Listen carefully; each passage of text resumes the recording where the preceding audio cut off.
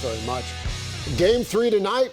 The series, Western Conference Finals, now tied 1 game apiece between the Oklahoma City Thunder and the San Antonio Spurs. Sports Director Brian Keating here. Keating on the couch. All right, away game tonight. Yep. What are you expecting going into game 3? I expect the Spurs to play with all they got. Yeah. I think they're going to feel like they've got a lot of pressure to go down there and win. And as far as the Oklahoma City Thunder, I think it's a great spot to be in. Not that you want to be down, or it feels like you're down 1-1 in the series because you let one get away from you at home.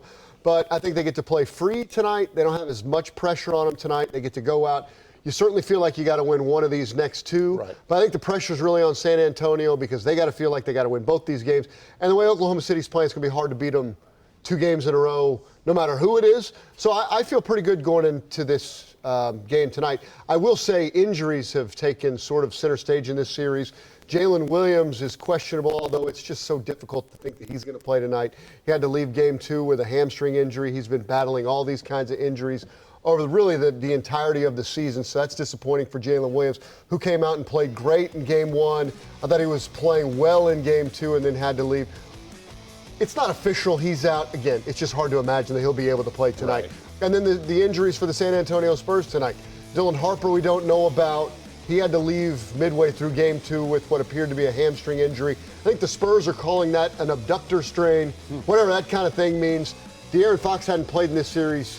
He's their starting point guard.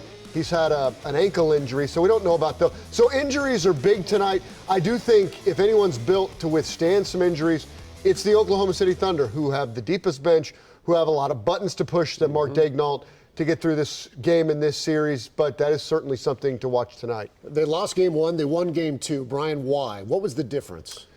Their ability to get Victor Wembanyama away from the basket, very difficult to do. I know there's been a lot of conversation about Isaiah Hartenstein and the physicality that he displayed with Victor Wembanyama. That's what you got to do. That's how you got to defend one of the best players on planet Earth.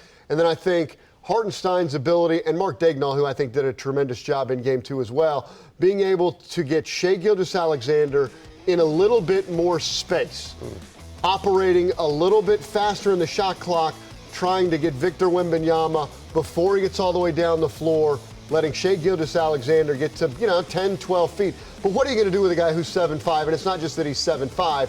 He's 7'5" and a tremendous athlete. And can shoot three-pointers. I mean, the Spurs got a lot of good players. The Thunder got a lot of good players. It's been a great series. For those who aren't following it as closely as we do, what is the drama that we have seen, particularly after game 2 with Victor Wembanyama and Isaiah Hartenstein, and how they were able to shut him down a little bit more efficiently in game 2 than what we saw in game 1? What is the conversation, the noise going on? It's annoying is what I'll say it. It's overblown. It is.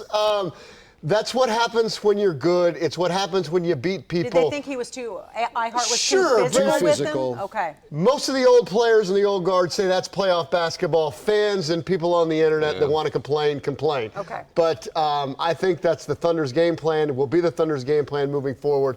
And if they can do that, they got a great chance to win tonight and certainly win the series. Brian Keating, we appreciate the time, we appreciate the coverage, and we're looking forward to game 3. Big game 3 tonight. Huge one. And inside the Paycom Center tonight, Thunder fans will be there. They'll be cheering the team on.